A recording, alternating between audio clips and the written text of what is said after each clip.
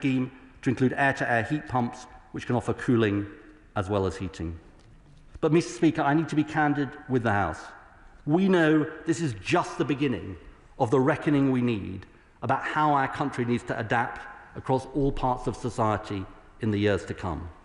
And this government is determined to put climate resilience at the heart of our decision-making.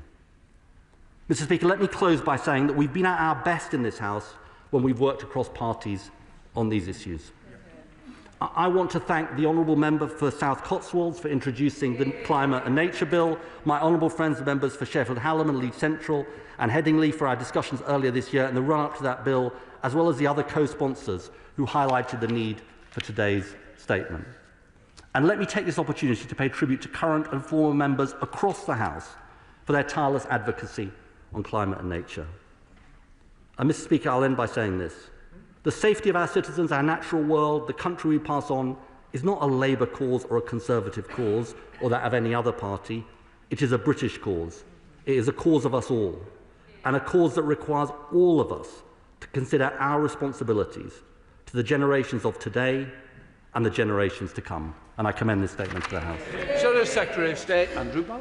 Thank you very much, Mr. Speaker. It is a rare pleasure to see the Secretary of State in his place at the dispatch box today, having turned down the opportunity to defend his Clean Power 2030 plan or the NISA report earlier this year. Maybe that's why we're getting a slightly longer than usual statement today, making up for missed opportunities. But, Mr. Speaker, we do welcome this report today, and it does make for interesting reading. I think we can all attest to the fact that in Britain today it is warmer than before. We all agree that the challenge of the changing climate is vast, one of many challenges facing the United Kingdom today. But I must tell the House, tell the right honourable gentleman, that ridiculous statements like that made this morning by the Environment Secretary labelling opponents of net zero as unpatriotic is frankly as offensive as it is risible and does nothing to advance the cause.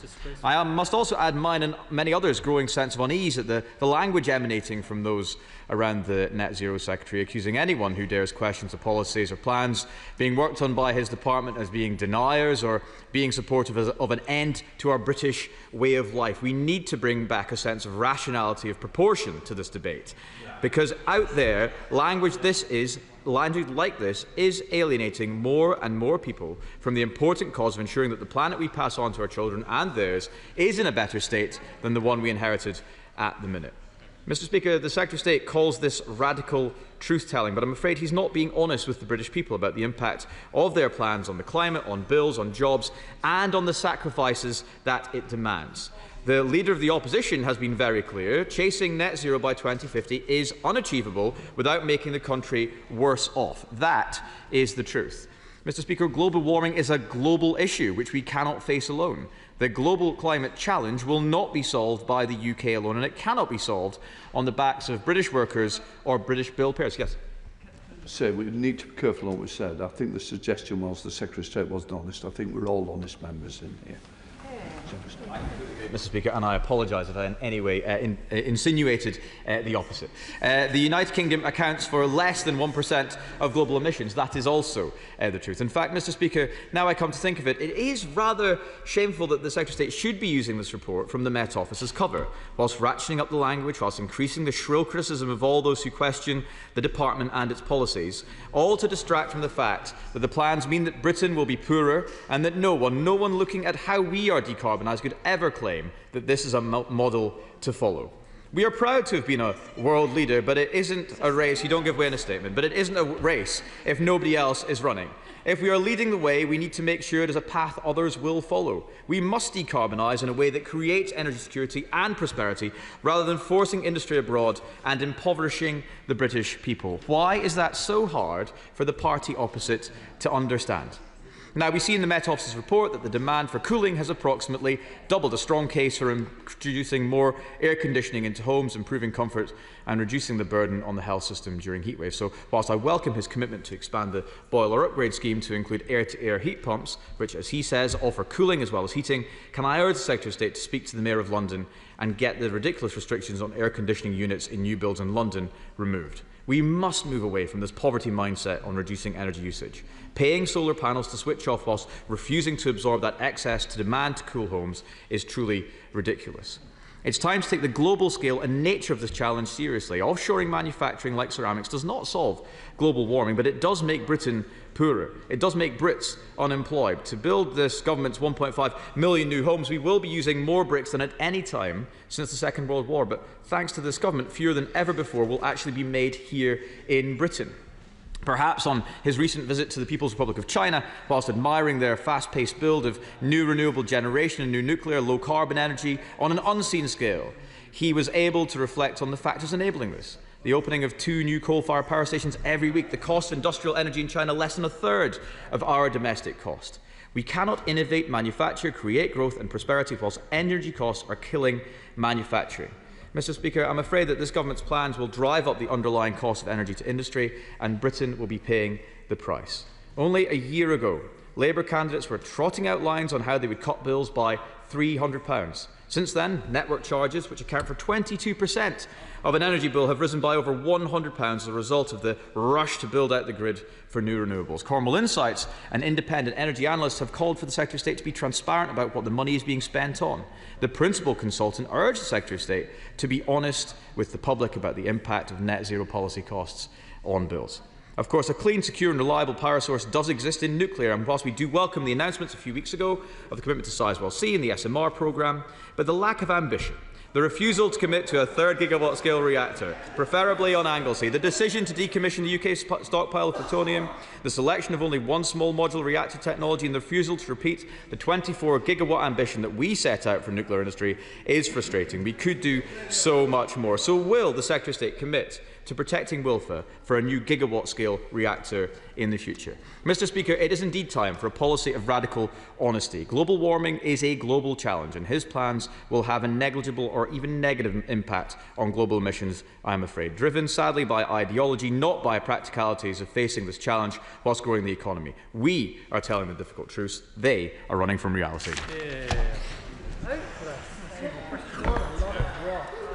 I mean, I'll be honest, Mr. Speaker, I just feel incredibly sad to listen to the honourable gentleman,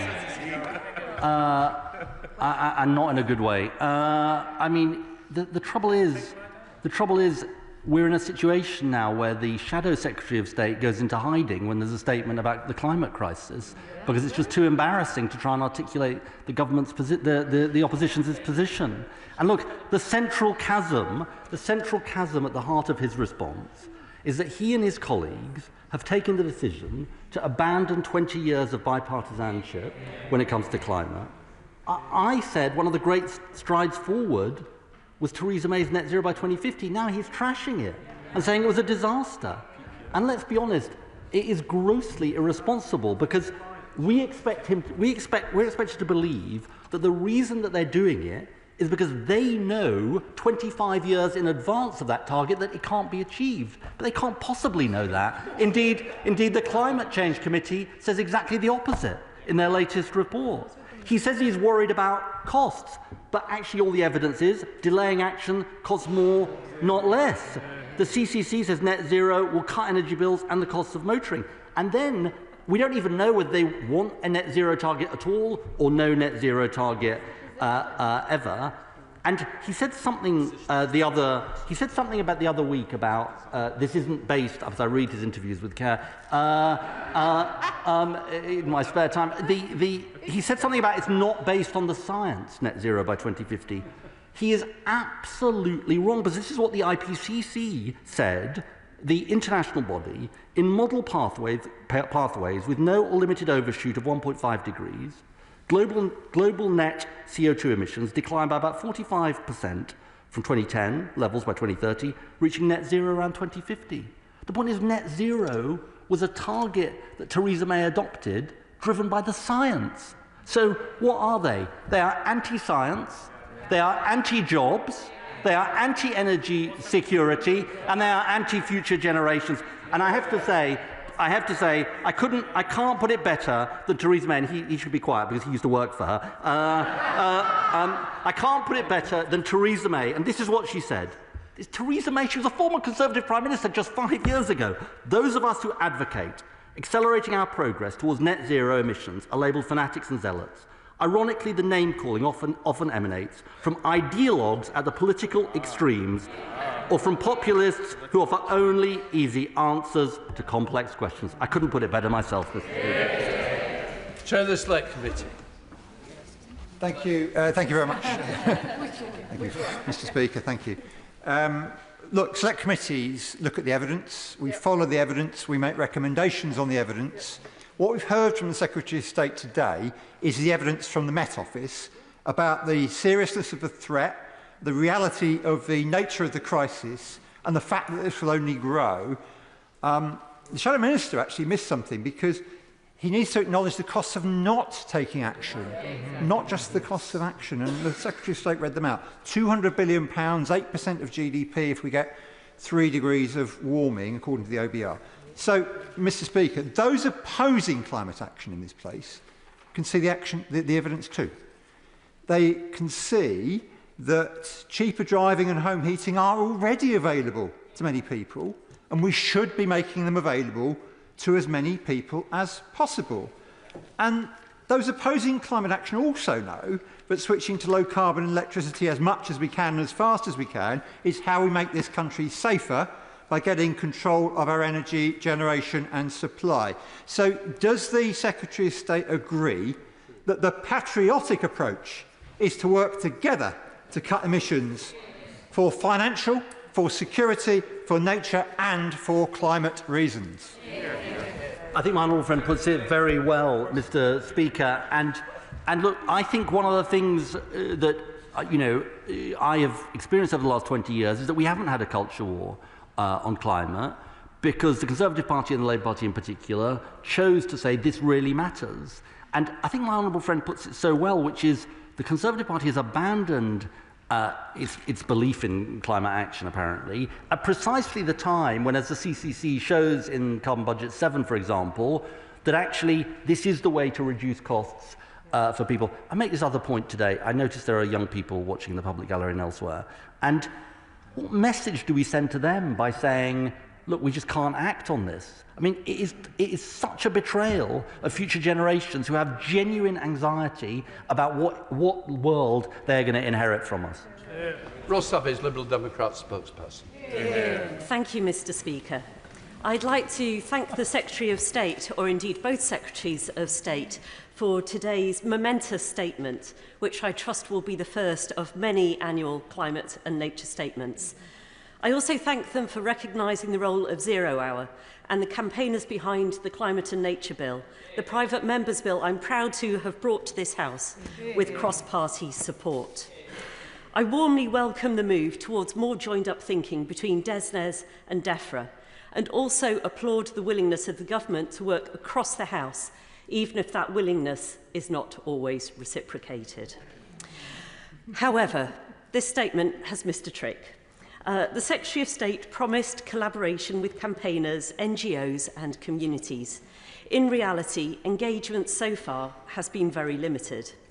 If stakeholders had been involved, he might have acknowledged calls from the wildlife trusts and the RSPB to remove the threat to nature protection in the Planning and Infrastructure Bill, or the nature-friendly farming network's concern over the suspension of the Sustainable Farming Incentive. He also told the Environmental Audit Committee that this would be a public participation issue, yet there was no consultation with the Climate and Nature Bill campaigners ahead of this statement. If we want to bring communities with us, we have to include them and listen to them.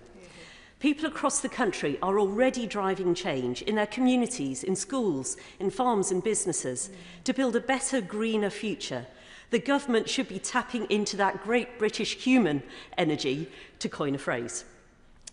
Liberal Democrats are proud to be doing exactly that, with policies like an emergency home insulation programme, solar panels on every new build, investment in cheap renewable energy, support for community energy, local nature recovery strategies, and an extra £1 billion for nature-friendly farming.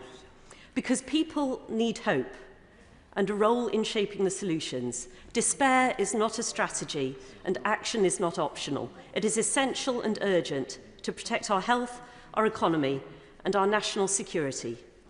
And so I ask again, When will the Secretary of State meet with me, with my fellow Liberal Democrats, Zero Hour and the environmental NGOs to create an annual climate and nature bill that is bold and ambitious, that brings transparency and hope and shows that the government is genuinely bridging the gap between policy and delivery?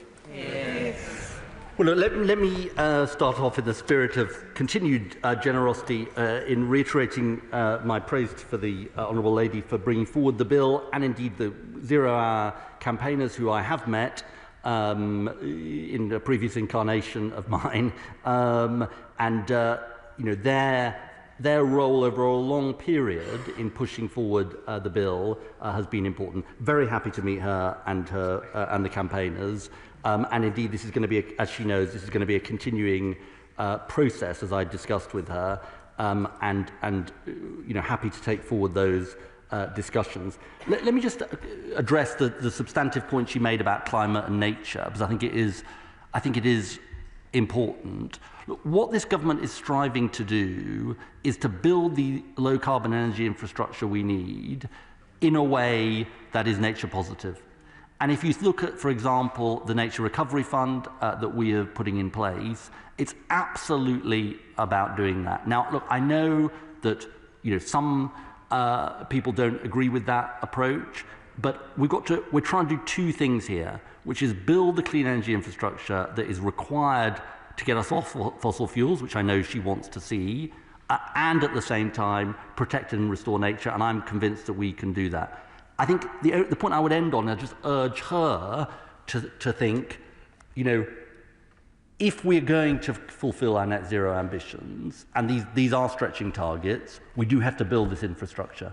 And I say to all members of the House, the easy thing is to say no, but the right thing to do is very often to say yes to the energy infrastructure we need. Billington. Much, Mr. Speaker. I welcome this statement today, and particularly the importance that my right honourable friend has emphasised about how climate change and nature loss are fundamentally linked and contribute to each other. I'd also like to remind the House that after the National Health Service, the thing that this country loves most is its natural environment. Yeah. And understanding the vital role that nature itself plays in tackling climate change will be absolutely vital in the years ahead.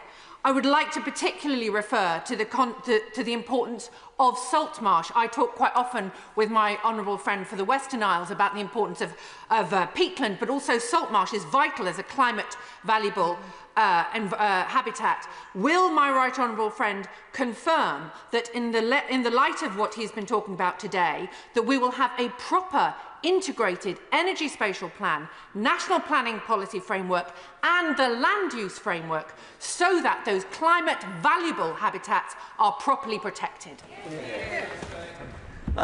My honourable friend speaks with great authority and indeed conviction on these subjects, and she's absolutely right about the role of nature. I would also add, I'll come to her question in a second, but I would also add the biggest threat to nature that we face is indeed the climate crisis. And the figures I read out from scientific authorities show the scale of the threat that's already there to our countryside. And as I said in my statement, the threat is only going to get worse. On the land use framework, we're currently, I think, having been consulting on this, and we're going to come up with a final document later on this year. But she makes an absolutely crucial point about the need for coordination of the land use framework, the strategic spatial energy plan, which together mean that we use our land in a sensible way and that we build the energy infrastructure we need. I agree with the Secretary of State that it is very important that other countries follow our example. And can he tell us, of the 5 countries which are the worst emitters of greenhouse gases, emitting over 50% in total, namely USA, Russia, Brazil, India, and of course China, how many of them have adopted similar legislation, and what hope does he have that those 5 in particular will follow our example? Well, he asked a good question. Let me give him three examples of those five. India has a target of 500 gigawatts of renewables by 2030 and a net zero 2070 target.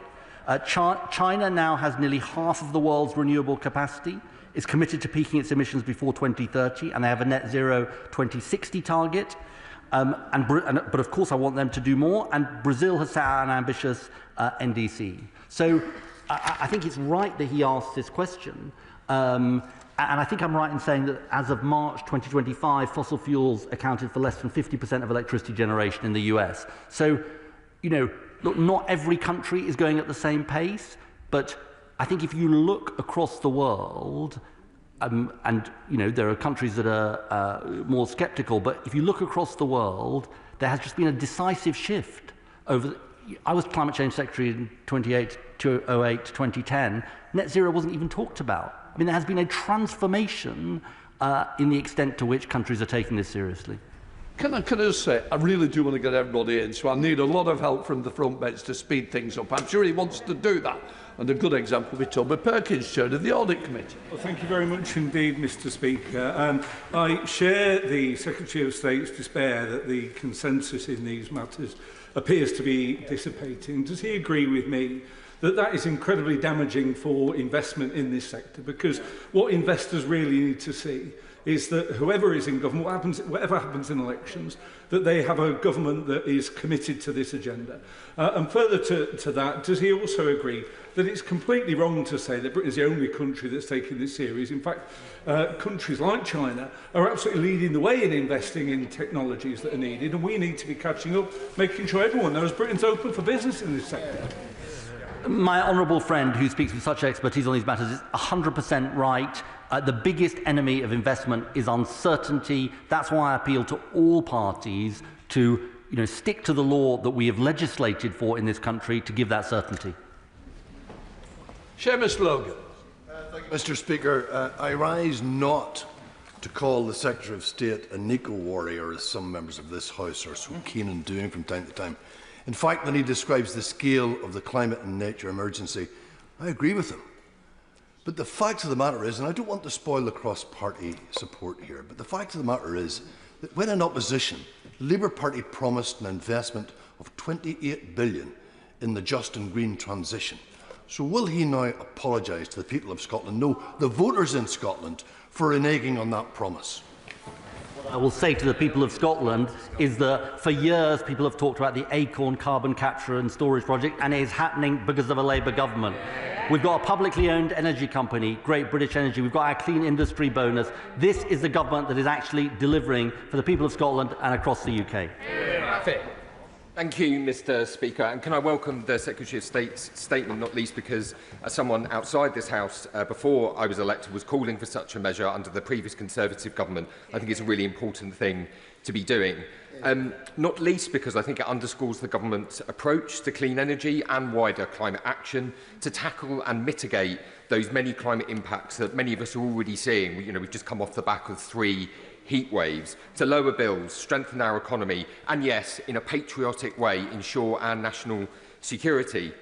But does he, like me, I think he echoed in his statement, lament the loss of that cross-party consensus? The Conservative leader says net zero is impossible. The Deputy Leader of Reform says climate science is garbage. One denies urgency, the other denies reality, and both deny the evidence from the Met Office, climate scientists, and indeed the experience of their own constituents. So does he agree with me that when young people and future generations ask who stood in the way of their precious inheritance of cleaner air, local green space, it will be the Conservatives and Reform? Please, I need you to help me to get colleagues in. All colleagues from both sides want to get in this, otherwise it's not going to happen. Secretary of State. That bit was great, though. My honourable friend is like so right about this, and it's not where the British people are. The British people want action on climate. They don't want a culture war. And, frankly, wherever you live in the country, you want to pass on a livable country to your kids and your grandkids. Harriet Cross. Thank Thank you, Mr. Speaker. Mr. Speaker, those of us who advocate for the North Sea oil and gas sector are not climate change deniers, but we are realists who understand that we will need oil and gas for years to come, that replacing our domestic supply with imports has 4 times the carbon intensity, that in a global context China emits in 10 days what we do in a year, and that we will not transition to a cleaner energy if we make ourselves poorer. So while I recognise today's report, does the Secretary of State accept that increasing our relative use of imported gas will only make us more carbon intensive in the future? Got to get our use of imported gas down, and that's why we've got to build the clean energy infrastructure. The point is, this is what the Conservative Party just don't seem to understand. If they go around the country opposing our clean energy infrastructure, it keeps us stuck on fossil fuels for longer, and look where that took us, the worst cost of living crisis in generations. Lydia. Mr. Speaker, the Secretary of State will know that my constituency, more than most, knows what it means to host clean energy infrastructure. However, the failure of the cross-party consensus is giving rise to quite a lot of concern in my area because we are facing job losses at LOR Prax. Can the Secretary of State please give some reassurance to those hundreds of workers that are facing a very uncertain time that this is not as a result of a move towards clean energy, but is as a result of mismanagement by the owners of that company? My honourable friend speaks about an important issue, and I am deeply concerned for those workers and their families. And there are serious questions to answer about the running of that company and how it ended up in this state. That's why I wrote on the day that the insolvency happened to the Insolvency Service to ask to look into this matter, because I think those workers have been badly let down by the company. Tim Farron. Mr. Speaker, nobody knows better than farmers the reality of climate change and the importance of tackling it immediately. It is bizarre that their expertise has been ignored by people. We should stand with them. Extreme weather conditions are a threat to animal welfare, to agricultural productivity and to farm business survival. We desperately need a food security strategy. We only produce 55% of the food we eat already in this country. So how will he help our farmers to be resilient against the twin threats of drought and flooding? Well, the honourable gentleman, right honourable gentleman, speaks with sort of great expertise on this matter, partly because of his local constituency. I think he's absolutely right about the threat to farmers' livelihoods, which I talked about in my statement, from the climate crisis, and the need for food security. I know it's something that my right honourable friend takes incredibly seriously, and indeed the whole land use framework is partly making sure that we have the land we need for our food security. I want to thank my right honourable friend for this statement. I've waited 14 years for it, and I look forward to the next 14 years of it being given to this House. One of the key drivers of climate change, of course, is deforestation. One of the key drivers of deforestation is cattle ranching and soy production. And one of the key drivers of cattle ranching and soy production is the City of London finance, which is used to bankroll what is happening. What restrictions can he bring in against the financial designs of the city to make sure that we are stopping this at source?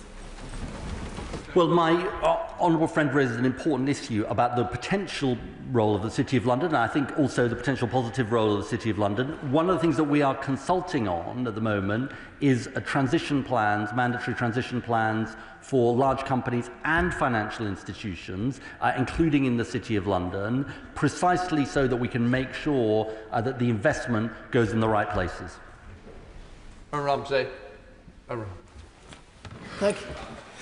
Thank you, Mr. Speaker. Can I welcome the Secretary of State's statement, including on the importance of Britain showing leadership and of us rebuilding cross-party consensus. But even if we haven't quite got cross-party consensus on the need for transition to a green economy, does he agree that the fact that we've seen hundreds of deaths just in London in the second heat wave of the year, the fact that our farmers are facing the driest start to the year in my lifetime, the fact that people around the country have suffered from floods in recent years, does he agree that the need for us to show resilience in the face of a changing climate cannot be a political football? And if so, would he support a sixth government mission on ensuring that we're protecting the British public from the changes in the climate? Well, look, on the last bit, it's very much part of our mission to, as we tackle net zero, to do what he says. I think the first part of his question is very, very important, though, which is, you know, when I listen to some folks in this House, you know, we see it all around us. I mean, it's not like we're gazing into a crystal ball because some set of boffins have told us that something bad might happen in the future. It's happening now. I mean, the idea that we're a country with wildfires in Surrey and in Scotland, I mean, if you'd said that 15 years ago, people would have said you're mad. And there's no way that's going to happen. We're not going to have wildfires in Britain, he'd have said. So I think the Honourable Gentleman speaks very well about something very, very important. We need to look at with our own eyes at what is happening. Ruth Cadbury. Thank you, Madam Deputy Speaker, and I also very much welcome the Energy Secretary's statement today. Madam Deputy Speaker, adequate EV charging infrastructure, depot charging and onshore power for shipping are all critical to the government's net zero challenge. Businesses and providers across the transport sector making investment decisions now need a route map. So what steps is the Energy Secretary making to prioritise grid connections, and will he commit to reforming the grid queuing system so that projects essential to decarbonise our transport sector are brought forward more quickly?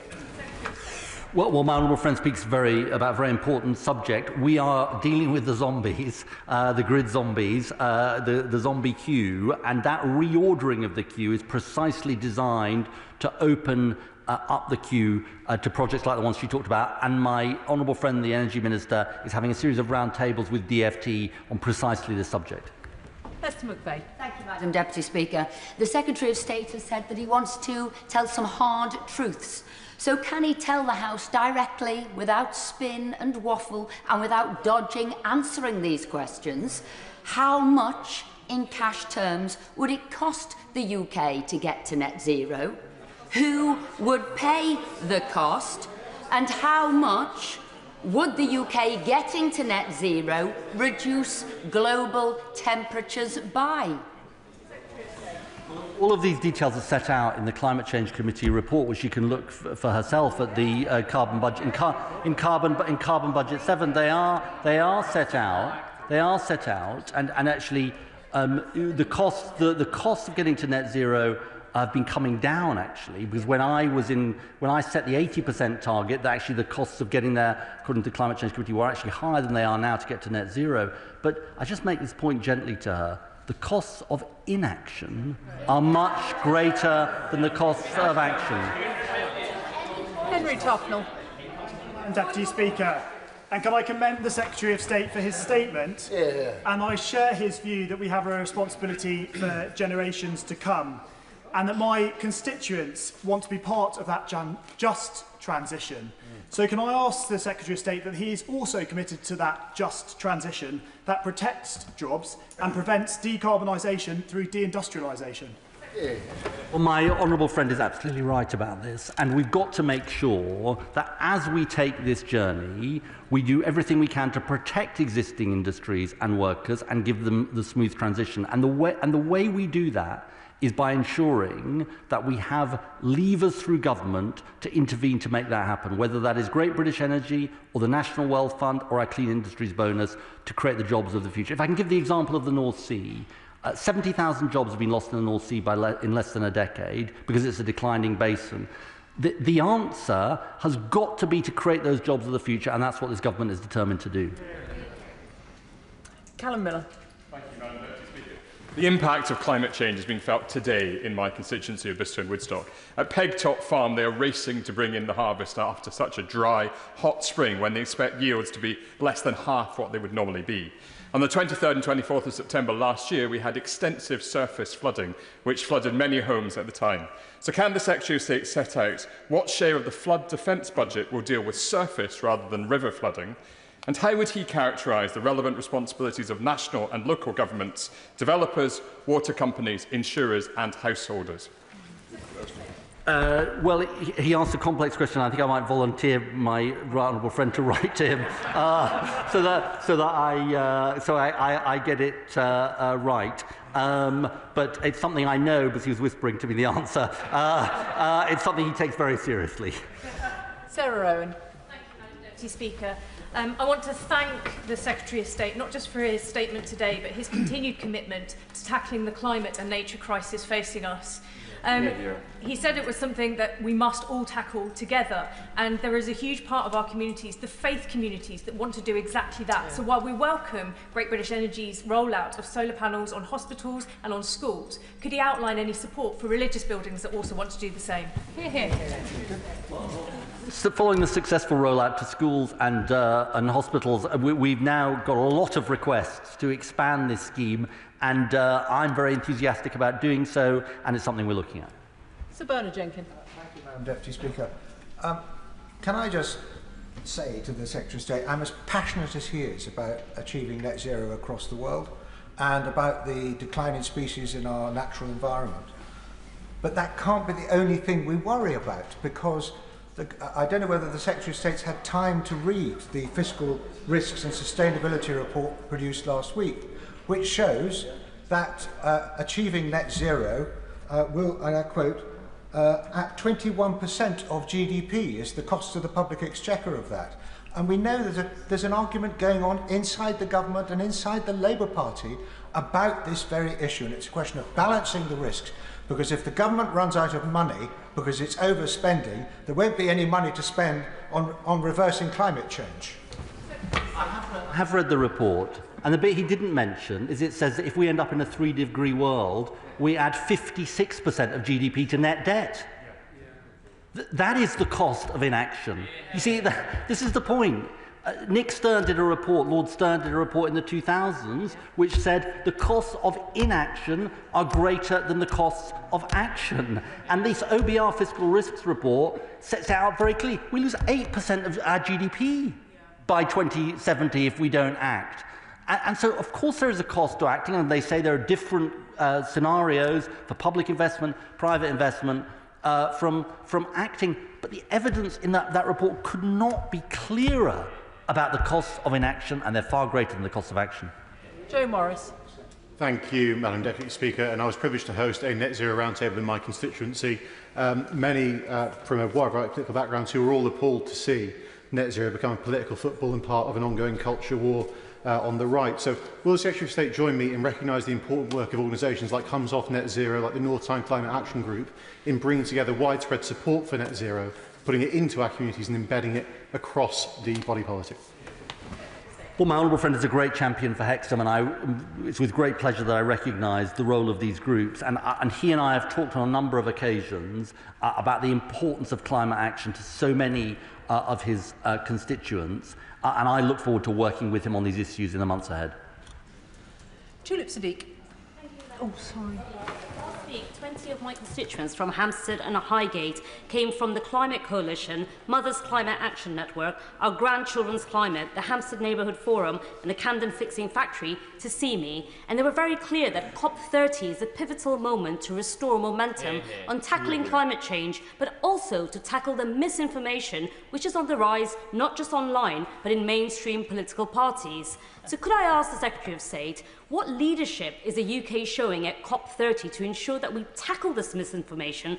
But more importantly, what is he doing to ensure that powerful international partners who may not be on the same page as us when it comes to climate change is coming along with us on this journey, because it's only collective action which is going to solve this very serious crisis? Well, my honourable friend speaks with great expertise on these issues and passion, and she's absolutely right about this. This is about what we do to engage with other countries. We had an environment dialogue with the Chinese minister a couple of weeks ago in London. I engaged with the Chinese, India, Brazil, all of them absolutely key. Brazil obviously is host of COP30. She's right that COP30 is a crucial moment where we show that we are continuing to take action, and that's what we're determined to do. Simon Paul. Thank you, Madam Deputy Speaker. As a sponsor of the Climate and Nature Bill, I welcome the Secretary of State's statement this afternoon. He's right to highlight that it's a national crisis, and many of us across the House are, I think, right to point out that it cannot be ignored and that inaction has too great a cost in doing so. But he will be aware that costs are politicising this issue for many people in this country. There's legislation before the House currently with regards to pensions and where they and how they invest. Can he assure the House that he is talking to Treasury and local government ministers to ensure that the maximum amount from those pension funds, particularly but not exclusively the local government pension fund, can be invested in those green energy projects? It will widen the investment base and therefore hopefully will reduce costs, depoliticising the issue and seeing the greening of our energy generation that we all want to see. Well, look, can I warmly thank the honourable gentleman for his contribution. Can I thank him for his sponsorship of the Climate and Nature Bill? He is the voice of good sense. I hope that isn't the sort of kiss of death. He's the voice of good sense on the Conservative benches. He raises a really, really important issue about pensions and pension investments, and it's one I'll take up. Can I just say I really want to get all members in this afternoon, so can we have shorter questions and answers, please? Jacob Collier. Mr. Speaker, I welcome the Secretary of State's statement and also the fact that my local hospital will have solar panels on it thanks to this Labour government. That's thousands that are going to be saved that can go directly back to frontline services. What more can he do to ensure that public buildings like hospitals and prisons have these solar panels fitted so we can lower costs but also contribute to our climate goals? My honourable friend is completely right about this, and it's a scheme we want to expand. It's been incredibly successful and it's a no-brainer, using these natural resources of the sun to cut energy bills and release money for frontline services. Lee Anderson. Thank you, Madam Deputy Speaker. The statement from the Energy Secretary sounded like a desperate attempt to save his own job. But he's right. The British people do need protecting. They need protecting from the Energy Secretary, because businesses that I visit every single week say that his madcap ideas are killing growth, killing business and killing jobs. But I'm willing to give him the benefit of the doubt if he can answer one simple question which he's already refused to answer. By how much will the Earth's temperature be reduced by if the UK became net zero tomorrow? Simple question. And the answer, which he just doesn't want to accept, is this. If he just listens, the answer is this: I believe in British leadership. I believe in Britain's ability to make a difference. And the truth is, when we, as I said in my statement, when we passed the Climate Change Act, 60 countries followed. When we legislated for net zero, many other countries followed. He talks Britain down. I believe in Britain. Stella Creasy. Thank you, Madam Deputy Speaker. Thank God there's somebody in this chamber trying to actually save the planet. But actually, net zero makes good common sense for lots of our constituents when they recognise this is not just about climate security, and those of us who faced floods in our constituency know how expensive those are. It's also about national security and the cost of living. Moving towards sustainable electricity would put both Rosebank and Putin out of business. But the Secretary of State will know, on current plans, bill players will be wasting £8 billion a year switching off wind farms by 2030 if we don't take action. How can we stop this transfer of wealth from citizens to corporations so that we can invest in community energy? My honourable friend is absolutely right about this. We inherited a shocking state of the infrastructure, the failure to build the grid infrastructure. The best thing we can do is accelerate that grid infrastructure. If we can do that, we can reduce those constraint payments, and I look forward to support from all parts of the House for this. Munira Wilson.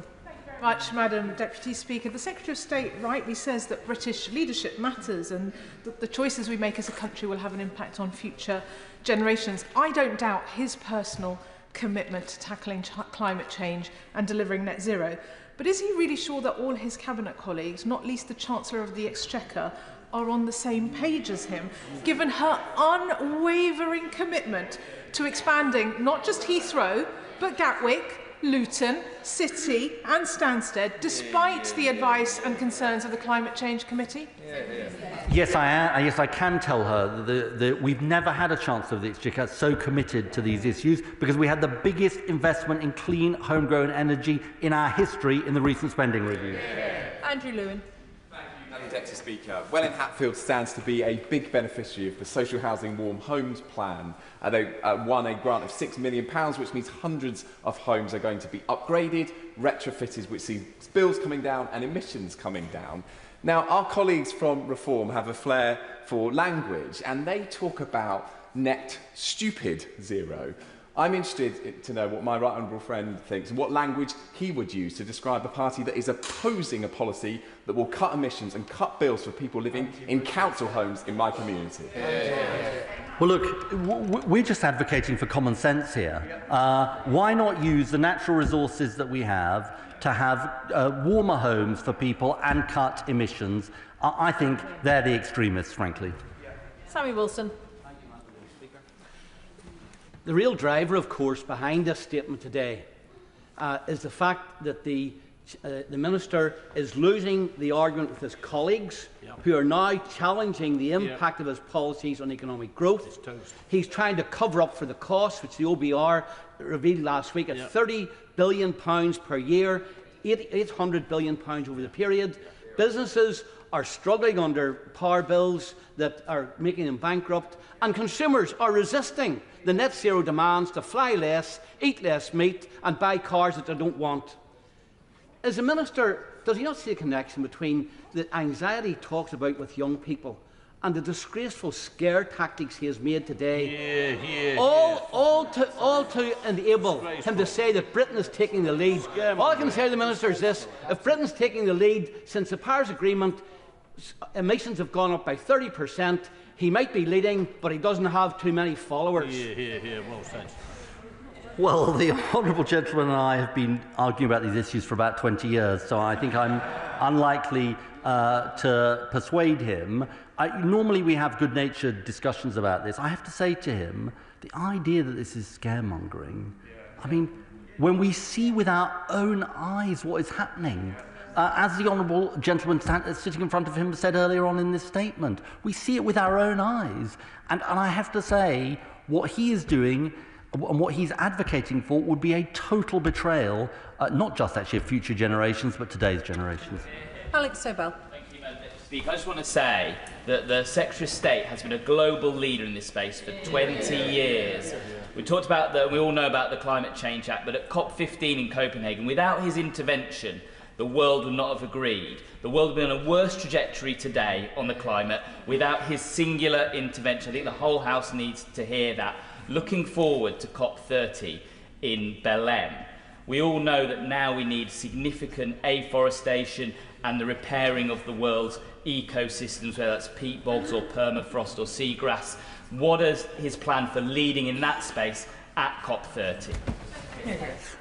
Well, my honourable friend is very kind. If I'm frank with him, when I met with a group of young people earlier on today, I felt a sense of responsibility that no country is yet doing enough on these issues, and we need to do more because they are fearful about the world they will inherit, and they look to government to show leadership. On the issue he mentions, it's very, very important, and we will make sure that we make it absolutely part of our agenda at COP30. Alison Bennett. Thank you, Madam Deputy Speaker. Hosepipe bans rightly anger my constituents in mid-Sussex, and it frustrates them and me because it speaks to decades of failure to put in place the provisions that will prepare us for a changing climate that is livable for our children. How can people be expected to support large-scale house building that those same children will need when our water companies fail to fix the leaks, pollute our rivers and too often fail to even provide clean drinking water? Yes. Well, the honourable lady raises a really important issue. My right honourable friend has commissioned a review of the whole system of regulation of the water companies. It's also the case we haven't built a new reservoir in Britain. I think I'm right in saying for 30 years. We have plans for 9 new reservoirs as part of answering the issue she raises. Alistair Strathern. Madam Deputy Speaker, I had the real pleasure of visiting York Road Nursery School in my constituency this morning to celebrate with them their securing of Green Flag Eco School status, with distinction, no less.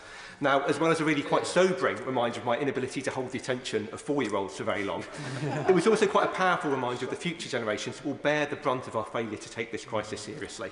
But the truth is we don't have to look to the future to see some of the costs now. Whether it's my local farmers or those hit by flooding, we're already feeling pain in Hitchin because of the failure to take climate change and the nature crisis seriously and tackle it head on.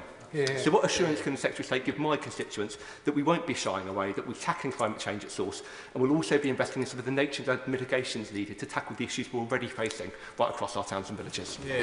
Let me congratulate my honourable friend's school on what they're doing in their green flag status, which is really important. It shows that local action can really make a difference.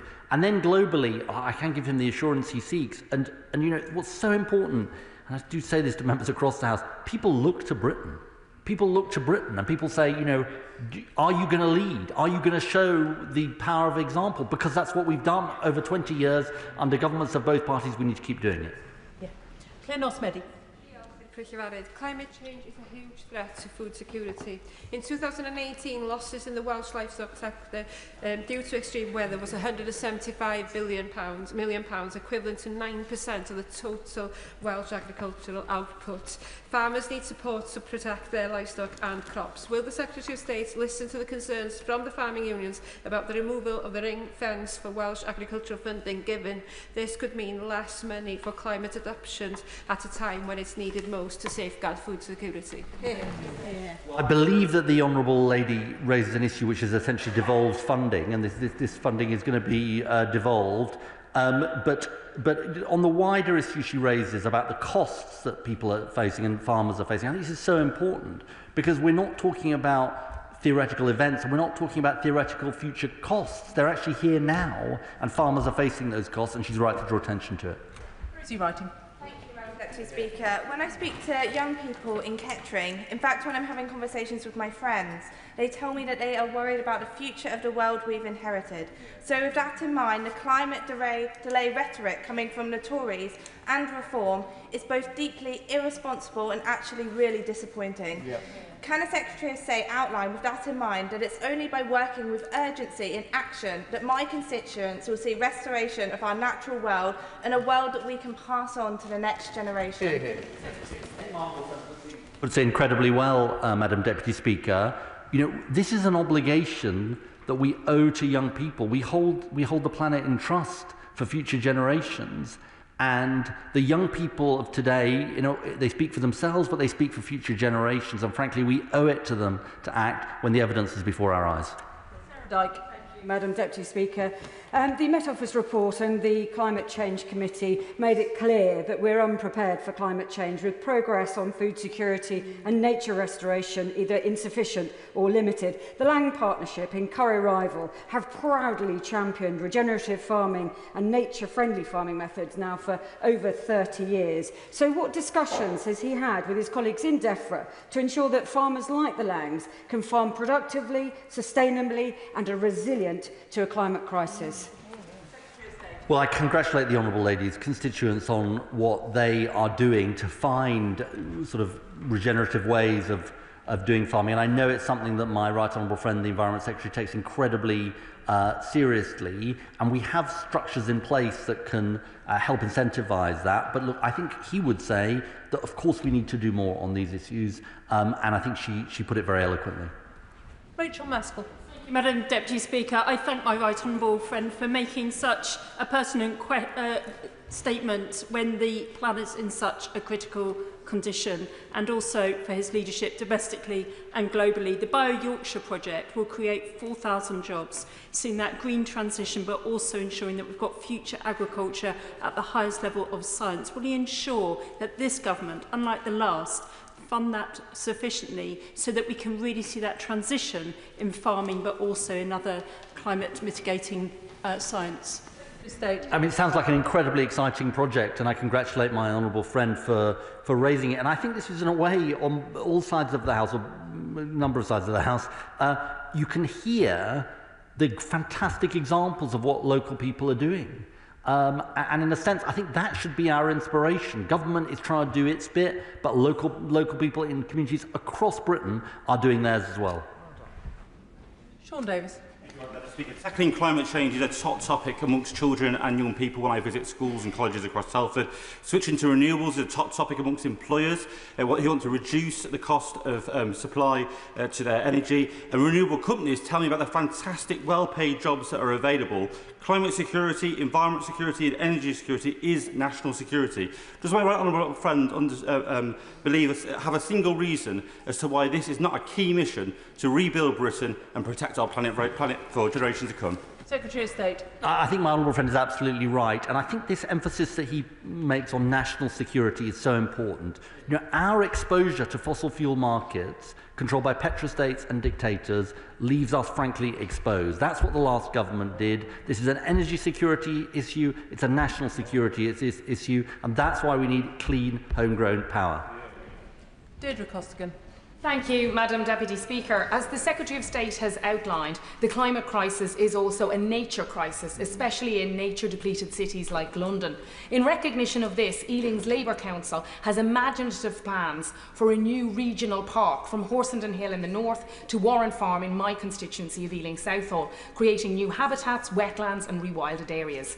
So does the Secretary of State agree that this government's new Nature Recovery Fund could help support initiatives like Ealing's Regional Park, and that, in contrast to the piecemeal approach of the previous government, the fund will allow a more strategic and effective approach to restoring our natural environment? Secretary of State. I think my honourable friend is right about this, and actually if we think about the recent hot weather, access to green spaces is like a massive issue, and it's a massive issue of inequality, because in certain parts of the country people have that access, and in certain parts of the country they don't. And I think the project that my honourable friend talks about sounds incredibly important. Tom Collins. Thank you, Madam Deputy Speaker, and I thank my right honourable friend for establishing this on the agenda and raising it. Nothing could be more existential or vital than tackling our climate and nature crises. We live within the natural system, not outside it. We and nature are in this together, and so nothing could be more important or better to build as the foundation of how we shape our communities and our economy into the future. Industry understands this, and I've had the chance to convene industry to bring ideas forward such as diversification of technologies we support and the build-out of a strategic national clean energy reserve. Would the Secretary of State meet with me to discuss these ideas that are coming from industry? Secretary of State. Well, definitely we look forward to discussing those ideas, and I think he's absolutely right about the interlocking nature of both the climate and nature crisis and climate and nature solutions. Both of them go together. There are big economic opportunities from them, and he is a great champion of them. Anna Gelder.